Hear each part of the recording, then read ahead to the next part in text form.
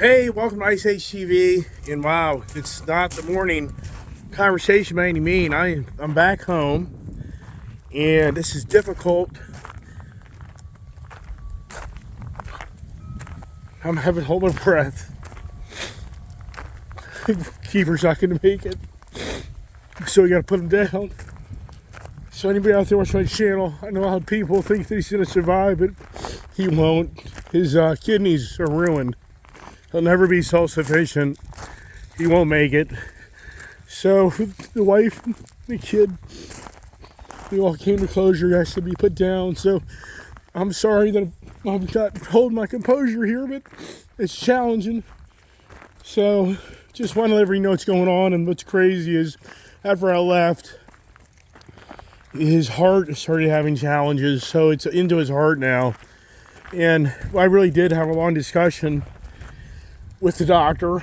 It's it's a blessing that the doctor that I met today, because she comes from the Richmond area now, because I can maybe get my composure here. But she comes from the Richmond area where she's dealt with lepto, and so I really did ask her some really critical questions of really, where are we going with this? And I actually said, how long you been doing this? And so this is now the third doctor that's now, and she's the newest on the case. And I said, so what do you experience with this lepto? And she was just kind of like, it's not usually successful. The odds are against you. He's just probably isn't going to work out. But at the same time, there's a miracle every now and then. So I said to her, okay, so let's look what's going on here. On his kidney numbers, there's always different numbers. So I'm not the doctor. But what we looked at is the numbers on how the numbers are changing each day. And so when you look at his numbers on Saturday, the value was, let's just say, 16.8. And then Sunday, the value went to like 15.2. And then for today, the value went to like 14 something. So he really should be under 1. I mean, a normal kidney is going to be like a 0.1, 0.8, but even if you had injured kidneys, you could survive at like a number 4. And so that's when I started saying, okay, so we've moved maybe 2 points since Saturday. And here's the other thing too, which I really didn't understand. He's all medicated. He is on medicine. He is all drugged up. They gave him fentanyl, gabapentin, and so he is being, he still has serious stuff going through his system. And he's on full-time fluids. He's having to be supplemented with fluids to his body to be able to survive. So he's not self-sufficient. It's not like we can just unplug him, bring him home, and he's going to be able to survive. That isn't going to happen. It would just be a slow death for him if I bring him home, and then we just witness him deteriorate in front of our eyes, and instead of dying sooner than later, he's just going to die under a lot of pain and not good for him.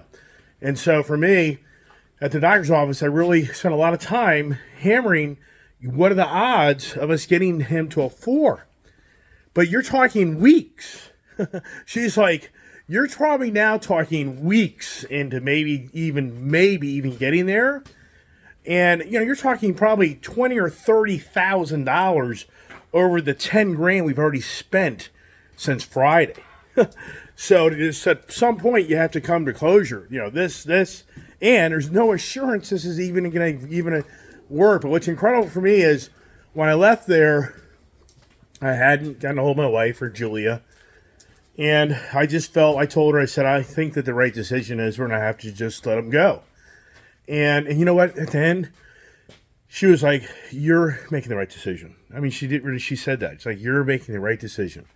And so what's really crazy is I left there about noontime, and now I just called her after I talked to my wife and Julia, and to set up arrangements for him this afternoon to be put down, and for them. I said goodbye to him. This is just so... It's just so overwhelming. So I just can't go back. I said goodbye to him. I gave my best. And, but I called her back, and she said, like 15 minutes after you left, his heart really started going under a lot of stress. And she's like, so something else is now getting into him, and the complications are spreading. And she was just like, you made the right decision. So that's about it. I'm sorry that, for me, I kind of feel bad having to share all this because it's so emotional. But everybody knows Keifer, and I'm going to miss him. He was part of my life, but hopefully it'll be another day. And that's just how we have to take life. So once again, everybody, I really do appreciate all the care and support and love and prayers that every one of you sent to me and the family and the dog. And it's something I can never replace in the value to having so many nice people around me. So everybody, God bless, and have a good day.